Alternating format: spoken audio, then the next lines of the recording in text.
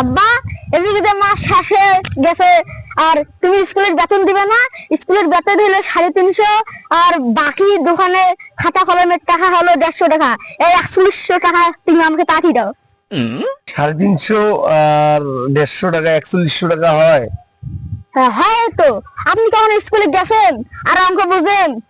অঙ্ক তো জীবনে করেনি নাই। এই 4100 টাকায় হয়।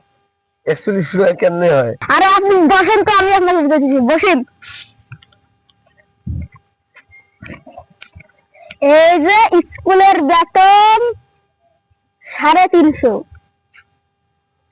আর বাকি দোকানের টাকা হয়েছে গিয়ে 150। এখন যোগ করেন। এই যে শূন্য আর শূন্য কত হয়? শূন্য বসাইলাম। আর 5 5 কত হয়? 10। এই যে 10 বসাইলাম। 3 আর 1 কত হয়? 4। এই যে 4 বসাইলাম। এখন দেখেন তো 4100 দাঁড়াইছে না নাই দাঁড়ায়? 4100 হয়। তাই 4100 টাকায় দেন আমারে। ভাই যে তোর আম্মা আছে, 2000 টাকা আছে, নিয়ে